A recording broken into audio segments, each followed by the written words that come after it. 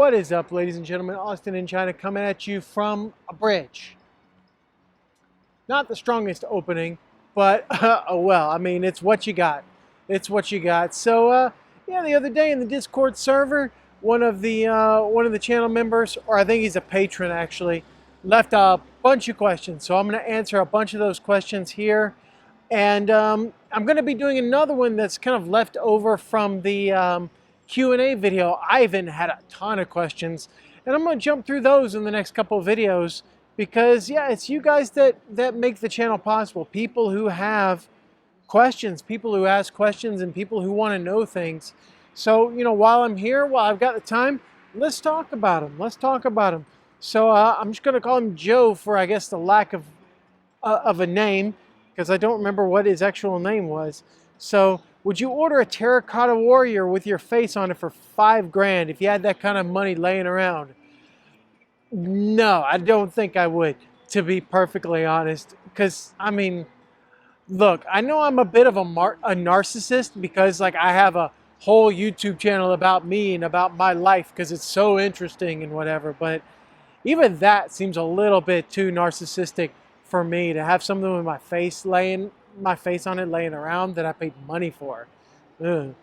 What city would you visit and how long would you stay there to fully experience it? How long do you think it takes to get to know a Chinese city properly in general? No, I like this question. I like this question.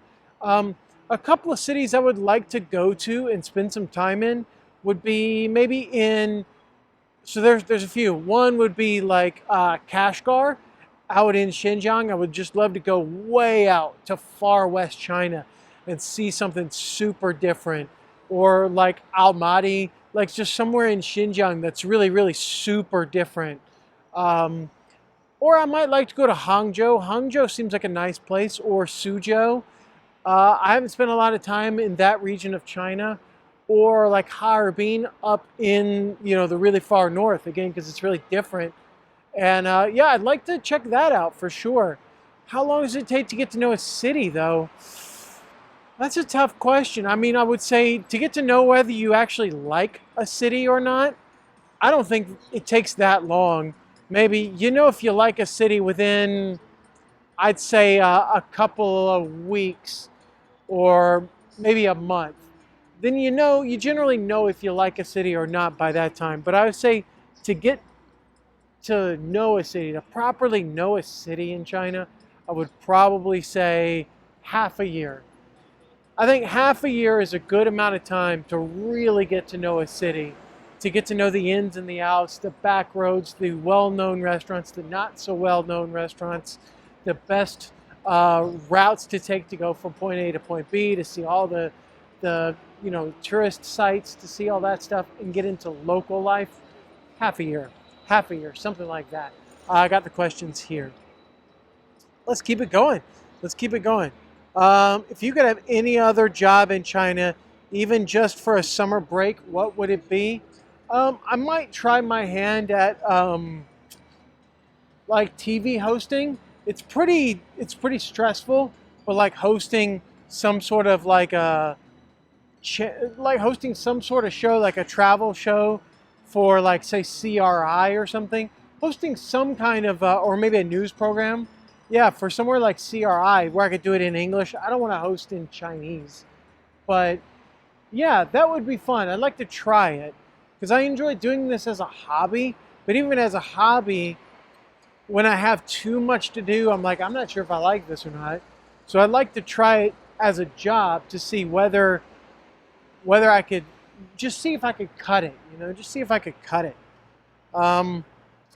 What jobs do you think are attainable for foreigners in China, other than teaching, that is? Well, if you stay within the realms of education, just to start with that, you can be a principal, you can do curriculum design, you can do material design. That's fairly common. You can be a consultant that jumps around different schools. For things like overseeing their admin, human resources. Human resources is a big thing here. Wow. I'll bet you heard that. I'll bet you heard that. This is a really loud car.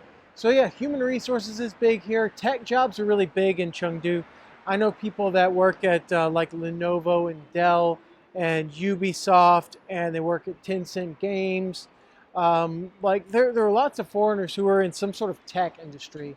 I know people who work with like Texas Instruments.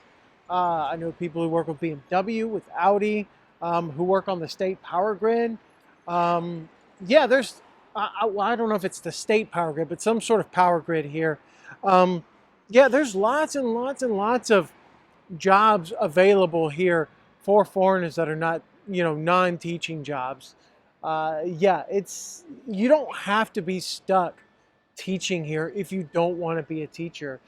Teaching is just what I happen to enjoy. It's what I happen to like doing. So, that's what I do. Yeah, there's lots available for you. Let's keep it going. Have you picked up or put down cooking after arriving in China? Do you make something at home after seeing it in a restaurant? I would say it comes in sort of waves. It comes in waves. Like sometimes I'll do a lot of cooking, and sometimes like I might cook a few times in a week. But there are some periods where like I don't cook for a couple of months. I don't cook for a couple of months or even longer, just because maybe I don't have time. I don't have the inclination. Um, it's hard to say. It's hard to say, but overall, I'd say I still cook. I cook some Chinese food sometimes, but I mostly stick with cooking like food that I grew up with. Like I made spaghetti like from scratch the other day. That was fun. It's not that hard, but I did do that. And yeah, Crystal does the majority of the cooking, but I do it sometimes. That's probably the easiest way to put this, or to put that question. So let's see. I think there's one or two more. Cars and parking. Does every apartment come with a parking space? No, it doesn't. You have to pay extra for that, and pay quite a lot as well. Is it generally easy to park in a mid-sized city? Mid-size? Yeah, sure. Bigger cities, it's a lot harder because there's just not a lot of space. There's not a lot of space. I mean, space is everything here in China. It's so expensive to pay.